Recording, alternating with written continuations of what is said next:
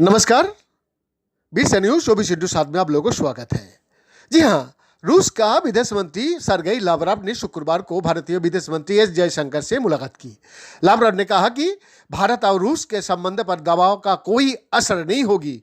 उन्होंने कहा, मुझे कोई संदेह नहीं है कि दबाव का पार्टनरशिप पर कोई प्रभाव होगा। वो यानी कि अमेरिका दूसरों को अपनी तरह की राजनीति के लिए दबाव बनाता है।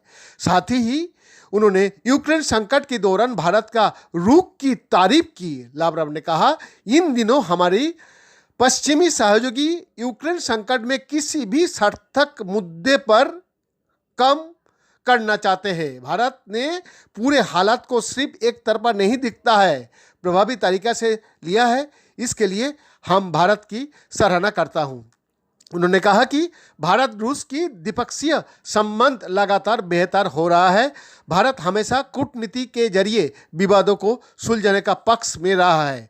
रूस के विदेश मंत्री ने इस मौके पर एक प्रेस कॉन्फ्रेंस के भी संबोधित किया। इस दौरान उन्होंने यूक्रेन युद्ध और भारत के साथ रूस का संबंध को लेकर कई सवालों का जवाब दिए।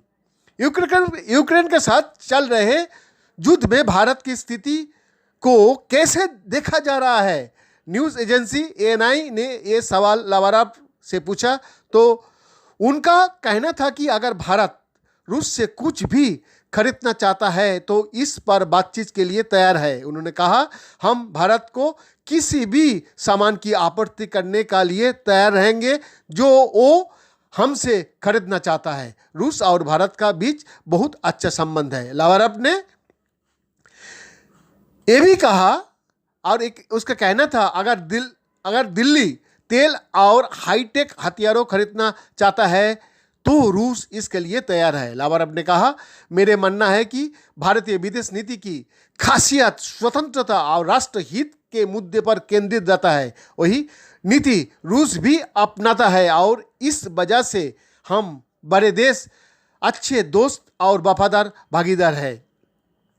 इसी के साथ लावरोव ने यूक्रेन में रूस के हमले के युद्धों ने कहकर स्पेशल ऑपरेशन बताया है। एक सवाल को जवाब में उन्होंने कहा, आपने इसे युद्ध कहा जो सही नहीं है।